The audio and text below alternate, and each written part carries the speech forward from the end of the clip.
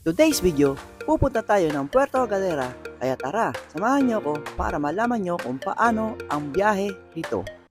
Alas 12 ng gabi, bumiyahe na kami patungo sa Cubao kung saan sasakay kami sa Abs Bals Terminal patungo ng Batangas Port dito sa Cubao, Quezon City.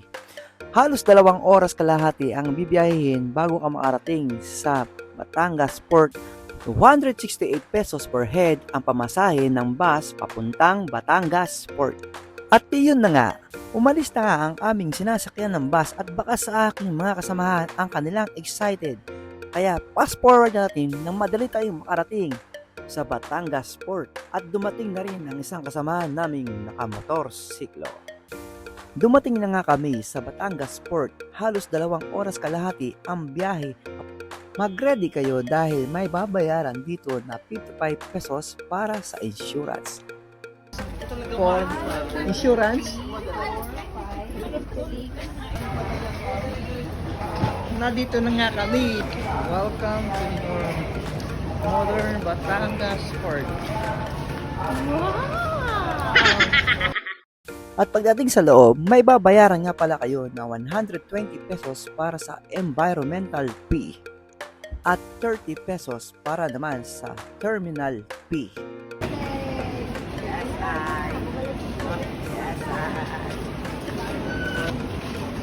Roji, anong ba ang number mo?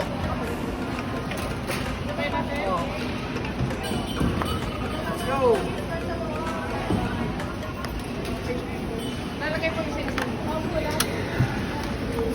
After ma-scan ng mga gamit namin, dito muna kami magpapahinga dahil ang oras ng biyahe namin ay alas 7 pa ng umaga.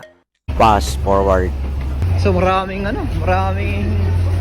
biyahe na papuntang Puerto Galera.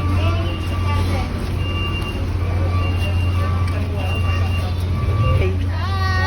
Yes, I. Welcome. Yes, I. Yes, I. Yes, I. Ito nga pala ang sasakyan naming fast track na Island Calaguas patungo sa Puerto Galera. Hi, shoutout kay Kuya! Good morning po!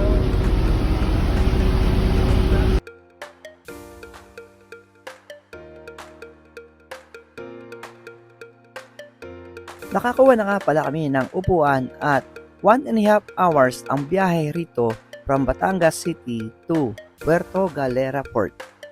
Humakyat ako sa view deck ng fast track para makakita ng magandang tanawin. Fast forward, after 2 hours, nakarating kami sa nasa Puerto Galera na kami! Yahoo! Touchdown, Puerto Galera. Nag-picture-picture muna kami ng mga kasamahan ko dito sa Island Calaguas fast track bago kami lumabas ng port. Yes, I. Touchdown, Puerto Galera. At bago kayo lumabas ng Puerto Galera Port, magbabayad rin kayo ng 120 pesos para sa environmental fee. Narito na pala ang aming sundo. See you next video. Bye-bye!